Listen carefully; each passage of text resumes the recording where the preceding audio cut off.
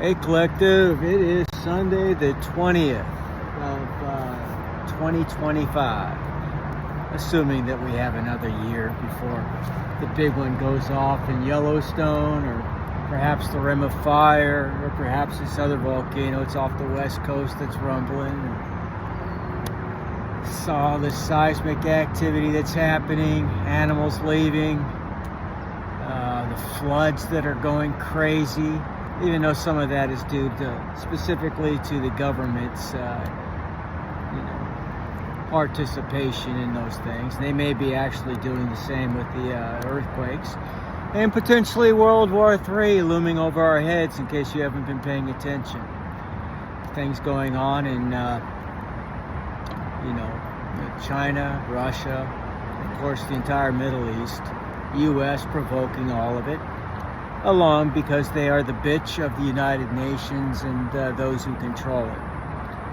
So, and again, I know that you didn't come here to listen to a bunch of geopolitical stuff, but those are things I'm going to be presenting on this website in a separate format later on to show everything that I'm talking about, so that you don't think I'm just talking out of both sides of my mouth here.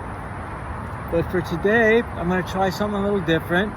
In terms of the Sunday pulls, I've been omitting tarot, oracle cards, and all of that. So I'm going to introduce the tarot cards on Sunday as well. I'm going to look at it as far as an overall energy, a present energy, and a future energy, just like I do each day with the runes. Let's see if they are reflecting the same things, or at the very least, they can give us a more precise overall perspective of things. Okay? So with that being said, we're going to go ahead and look at our overall energy for today with the tarot first. And then I'll go ahead and pull one for the present and then one for the future of this week. And then we'll get right into the runes. I've already prayed, I've already done my invocations, and right now I'm transmuting this frustration that I have been feeling the last couple of days, and not eating and not sleeping is certainly adding to my acting like a child. Internally, of course, and I'm trying to control it, but I also know that emotions are meant for us to express as well. So I'm letting a lot of this angst out, and to the point where I can control the rest and transmute it into something positive. In this case, again, a reading for you guys. So with that being said, what is the energy for today, please? The overall energy actually for the week. Overall energy for the week. 20th through the 27th, please. 20th through the 27th. What is the energy, please? Overall. And thank you. Alright. Woo. Well, this wanted to pop out, so I guess I'm going to take it, even without having the cut. The Empress. This is the energy that I have been in, actually. Now, I know it sounds gay and all that kind of stuff, because I'm a dude, but it's the energy we're talking about. She embodies the energy of all four queens in the tarot deck, okay? That means more or less mastering the characteristics, traits, and attributes of those four queens. But it says the birth of a maternal influence. You could be a birth of a child, it could be a birth of a business, it could be birth of a great idea. It can mean many of those things. Material wealth, fertility, luxury, nature, and creativity. Well, we're certainly in nature each day, aren't we? So that's a major arcana, Empress.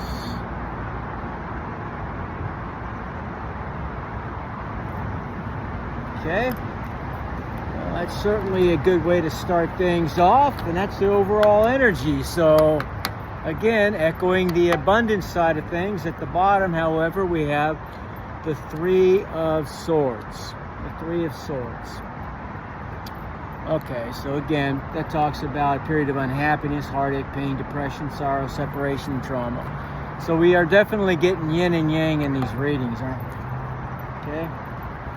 Alright, so those are just potential energies. Now, can I get an energy for the present, please? Energy for the present. Now, I break protocols all the time. I trust my gut in these things. Yeah, I know I didn't get to the point of actually cutting the deck like I normally would, but I am not a religiously,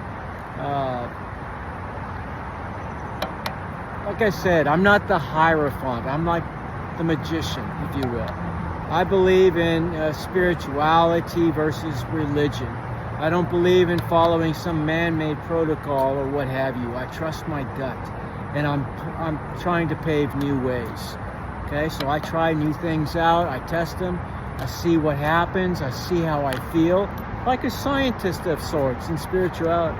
Although I see myself more as a Bruce Lee in spirituality, because I take the best out of everything that I can find and you know, gather together, and I get rid of what I believe is the fluff and non-essential stuff, the man-made stuff, if you will.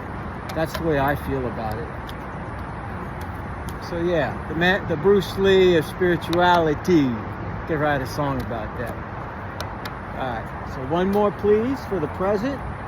Thank you, present energy. All right. Present energy is, well, another major arcana, the Chariot. So the Chariot speaks of focusing your energies. Changes are coming. We've been talking about that quite a bit the last couple of weeks. The use of your willpower, success, travel, and ambition. Okay?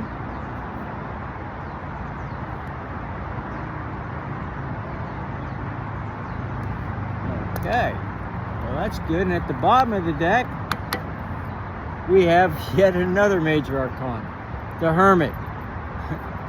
And this one deals with taking advice from someone wiser than you. I certainly am looking for that. I can get advice and wisdom from a child that I certainly have in the past. I've learned from observing my own children and, you know, interactions between people, nature, watching animals.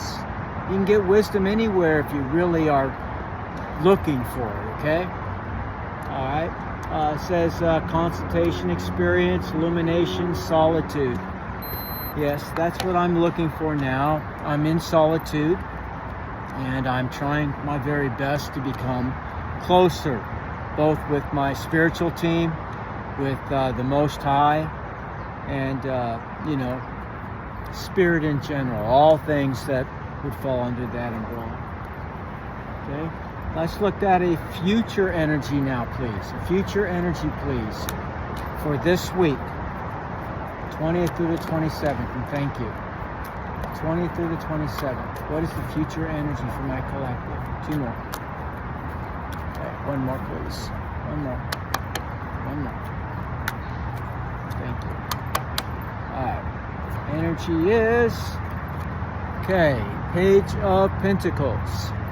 Page of Pentacles is arrival of good news on material things. And that goes well perfectly with both the Chariot and the Empress. It says success is coming, again an echo of the Empress. Well-grounded new ventures and staying focused. And again, almost verbatim of both the Empress and the Chariot. Very good. Very, very good. All right. Now we're going to go ahead and see, you guys. Well, first I'll see what's on the bottom. Oh, wow. 10 of Pentacles. Well, we can all use that, right? Page of Pentacles is Earth, if you will. So it's talking about the material world, so to speak, or signs in astrology. So we're talking about hard work being rewarded, stability, success, financial gain, community, family, things of that nature. And 10 is the highest you can get, so that's good. So I'll keep this here. All right. Again, I've already mixed up the runes. I've already did my invocations. So I'll shake them up again. Can I get an overall energy again for this week with the runes? Overall energy for the week. In terms of the tarot, it's going to be a hell of a week. Whenever you watch this. Okay, overall energy, please. Overall energy, please. Overall energy, please. I get my freaking fingers in there. Oh, well, that's a good one. Eihwaz. Eihwaz. Now, it speaks of the yew tree. It speaks about death, and it can be a physical death, or like the death card could also talk about the death of a cycle, and then the starting of a new one. So that means rebirth as well, which is part of it. It talks about being protected, protection, a new quest, again going perfectly with the tarot we just pulled out, strength and dependability, okay, or someone who can be depended upon. It's an excellent rune. So that is a good way to start off, or to have, as far as an overall energy. So the overall energy from both the tarot and the runes is very right on the money. Okay? And it looks like it's going to be a good week. And I can certainly use a good week. It's been a rough 5 years for old Ron here, so I'm hanging in there, you guys. What is today's energy? Today's energy for the collective. What is today's energy? Sunday, the 20th, and thank you. Sunday the 20th. Overall energy, please. 2 o'clock, huh? Oh, Yara. Okay. Yara is basically the fruits of your labors being made manifest. So whatever it is you invested in some time ago, or maybe even just recently as today, you will see the fruits of those labors. Now, I can't pinpoint on what that means for each and every one of you. It's going to be different, obviously. So I can't say. It could be like for me in my case, maybe this channel at some point decides to blow up. It's a new channel. It's, you know, and you know how the algorithms go in YouTube. It doesn't mean that they're pushing it out there yet. I don't have many subscribers yet. And, you know, until I've done this for a few months, it's probably going to stay like that. Maybe, maybe not. Depends. You know, word of mouth. And if you haven't subscribed, please consider doing so. I haven't asked anybody all of this time, for 2 months now, to do so. And I just figured that I'd put it in, leave it in Spirit's hands. You know, if he wants us to blow up, it will blow up. But if you get anything out of this, consider it, if you would, please. Okay? Alright, so Yara, basically the fruits of your labors being made manifest. It's a good rune as well. Can I get a rune for tomorrow? Monday the 21st, please. Monday the 21st. Thank you. What is the energy for tomorrow? Thank you. Okay, now this we pulled out last week. Now this is kind of like a yin and yang type of rune. Now this basically tells us that it talks about the necessities of, you know, being in this life and everything else, and also those things which, you know, like hurdles that are put in our lives. But it explains to us that it is there to build up, if you will, scars. So, and I need to hear this again today because of what I've, you know, been going through since early this morning. But scars that will actually make you more capable of handling these situations in the future as well. You know, like scar tissues is harder, if you will, than a surrounding tissue and stuff like that. Or again, if you break down your muscles, like working them out, you know, allow them to rest, they will grow, they will get bigger, they will get stronger, you know, typically. And that's what now this is talking about, okay? Same kind of a thing. Yes, these things are going to happen, but they happen for a purpose, okay? Alright, so that's Monday the 21st. For the 22nd, and Tuesday, what is the energy, please? What is the energy for the 22nd, please, and thank you. Energy for the Tuesday, the 22nd. Thank you. Energy for the 22nd. Alright. Well, I guess God is telling us something. We pulled out an Eihwaz yet again, this time with the black obsidian runes. Wow. Okay. So it looks like Monday and Tuesday, it may be a day where a few obstacles have to be overcome. And again, we need to remember that while we're going through these things, and I need to be reminded of it from time to time too, these things are not happening to us, they're happening for us. I've been challenging the Most High on that today, believe me. But it's true. I just have to accept it and keep moving forward. And remember, we are soldiers in this ordeal. We're not just fighting it for ourselves. We're also here to help the collective as a whole. So remember that. Share your gifts. Share what you're here to do. Can I get a energy, please, for Wednesday the 23rd? Wednesday the 23rd, and please, thank you. Okay, Wednesday the 23rd. Well, Thor shows up again, and this time it is in the upright. That's good. That's what we want, Thor. Thor is basically a rune of protection, if you will. It means giant and demon, monster, thorn, as in, you know, the aspect again of thorns that protect a rose. But it talks about protection in general, okay? Alright, so that's good. It's one of the most powerful runes in the actual rune deck. And it can be used for protective spells. It can also be used to augment, or if you will, empower other runes in a magical, sense. If you do invocations and things of that nature, or magical applications with the runes,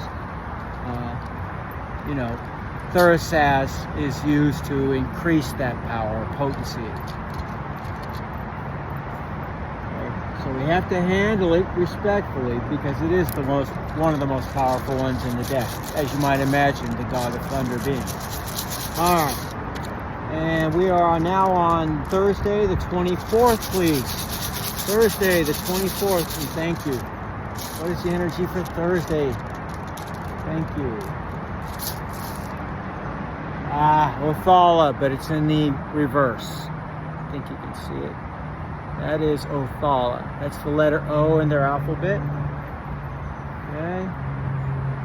Othala in reverse. Now, Othala in reverse basically talks about recklessness, frustration, legal problems, hassles, poverty, homelessness. So, I hope that you don't have to go through these things. But it is talking about the possibility for some people out there that it's cross watchers, or it's actually the collective. Now, none of these things reflect upon you as being punished or anything like that. There's always a purpose for these things. So whatever it is that's happening, this week, make sure that you reflect upon it and try to find the good wherever it can be found in this. It's not always easy. Believe me, I know. Alright, can I get a rune for Friday the 25th, please? What is the rune for Friday the 25th? Friday. Okay, well that one popped out the bag, so let's take a look. Man, why are we getting this negative stuff all of a sudden? Alright, so we got another god, Odin, showing up, but it's in the reverse. Alright, so what does Ansuz, that's the letter A in their alphabet, mean in the reverse? Well, it talks about trickery, interference, deception, delusion, and manipulation. So in order for somebody to manipulate or be manipulated, there has to be a second party at least, right? So this could be reflecting, of course, what we've been hearing about at least the last 3 out of the 5 weeks about this one of these 2 people that minimally are coming back into our lives. Remember, one of them may be a sheep, or I should say a wolf in sheep's clothing. So, or it could talk about another situation where somebody's trying to pull the wool over your eyes. So that's what this rune is reflecting.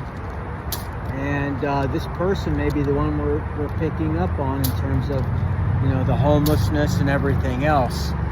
So maybe they're coming back to you to manipulate you, maybe to trick you and get under your radar using sex, perhaps. That's what I'm feeling.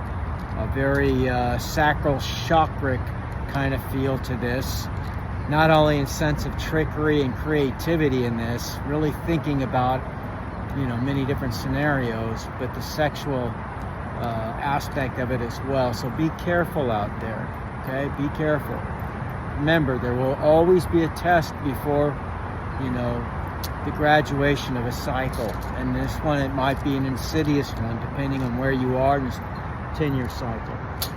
All right, so overall, the energy for the week is awesome, but what we're seeing here in terms of the days that are coming up, there are some warnings for us as well. That doesn't mean those days are going to be lousy. It just means there is going to be a test, or a test is coming. It doesn't pinpoint exactly when or anything else. It's just telling us that this energy is on its way. It's in the planning stages, perhaps. Can I get a Saturday rune, please? Saturday rune. 26th, and thank you.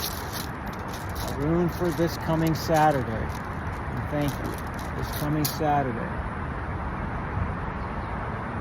Damn, another one in reverse. Lagus. Lagus in reverse.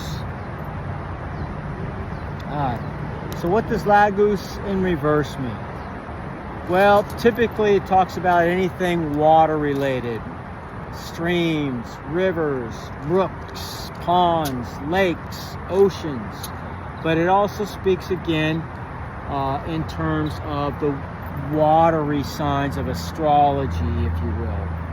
So it talks about femininity, it talks about intuition, and so on and so forth. But in the reverse, it talks about escaping, temptations, greed, confusion, poor judgment, despair, and fear. So, again, it's warning us that even if it doesn't happen this week, it is really hitting home that this test seems to be coming in by at least another person, okay, if you will.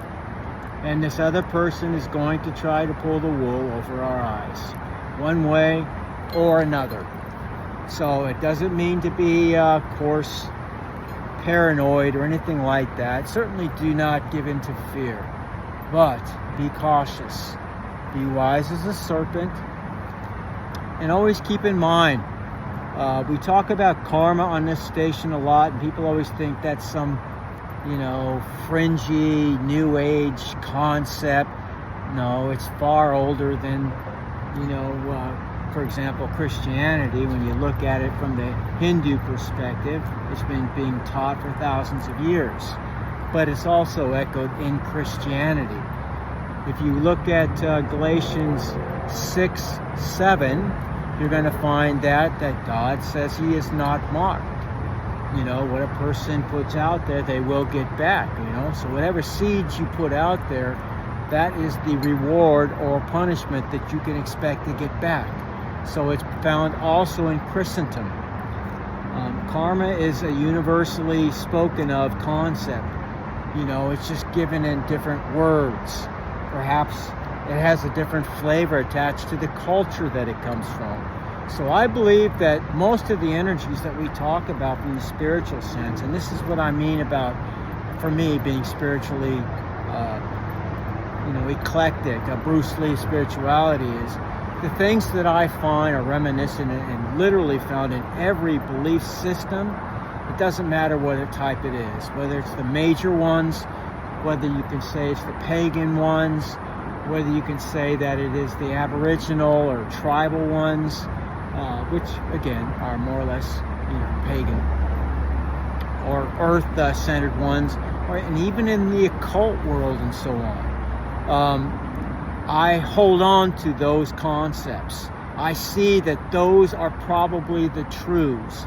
It's like the truth at one point in our civilization. I believe it was deliberately done, as well as probably done, for a great purpose. I mean, of course, we know that we'll never find truth in this world lest we search for it as one would with the same fervor that they would for a buried treasure. So with that in mind, if you would search night and day and toil endlessly to dig, if you knew, generally speaking, where a treasure was being buried, that same effort has to be put forward in order to find truth in this world filled with lies and deceptions, cover-up, and everything else. And it truly is. And the Bible goes into great depth about that subject. The father of all lies, of course, is Satan himself in this world. So, we can see many things echoed, in terms of a trickster spirit, belief system. We find that in hoodoo and voodoo. We find that also, of course, in the Norse religion with Loki. We find it everywhere. So it's echoed everywhere, regardless of what belief system. It's just under a different flavor, depending on the culture. So we have to be very wise, and we have to search for truth. And I do it on a daily basis. In fact, sometimes an hourly basis. And it drives me mad at times because I'm given so many different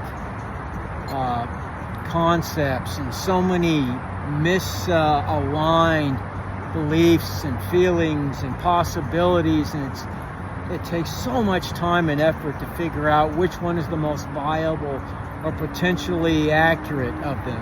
And this is also, I believe, one of the reasons why we've had the great libraries of the world, that have had literature from cultures for thousands of years that were destroyed. And not just the Library of Alexandria. There's been multiple destruction throughout man's existence in terms of the truth of where we came from, the truth of where we've been, and the truth of where we are to go. And this is what we have to uncover. And we have to do it together. We have to work together in this. And so I get away from man-made structures like religion and dogma and things like that.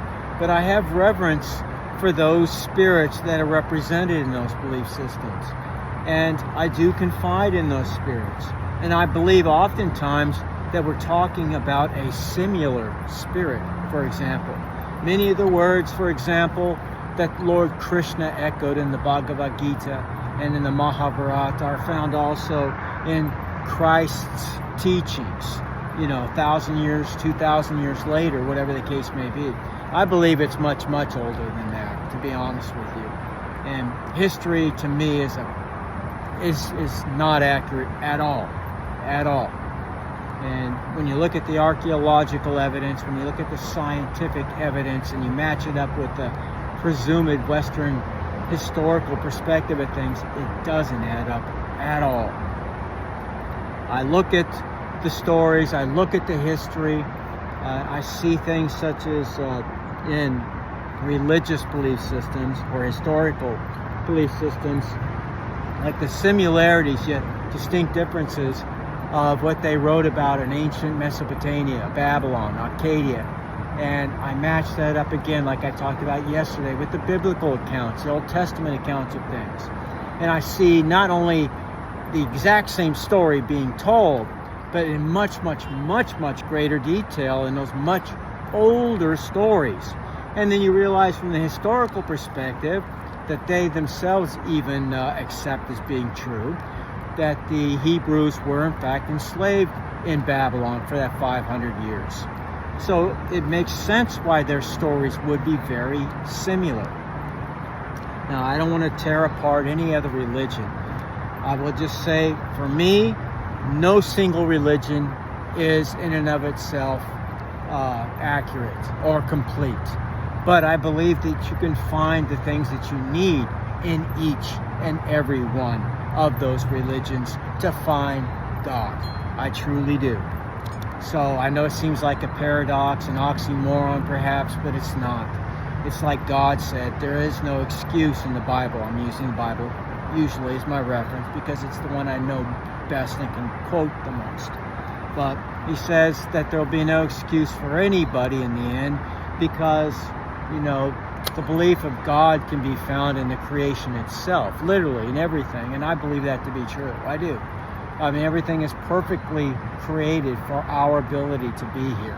Now, there's a lot of other things that can be argued on that subject because we don't seem to have been originally created here in this planet. So it looks like we may have, and I can explain that through the stories that we found in the most ancient of texts. Again, using the cuneiform stories about the Anunnaki and Enlil and Enki especially, or Ea, and Damnika, I believe is her name. Basically, they are the ones that manipulated us from a DNA level, if you will. There were hominids that lived on this planet before, and when these Anunnaki came here 500,000 years ago, I guess, basically they used them and injected a little bit of their own DNA into that hominid race. That hominid race then, as the story is presumably, told, had become us. So, and this is why we get cataracts and skin cancer and things of that nature. Well, most animals do not get these things. So, I mean, these are all points that are made in the argument of whether we were created here, whether, we may have come from another planet at another time, which is still also highly possible. I mean, I believe that there have been literally many resets.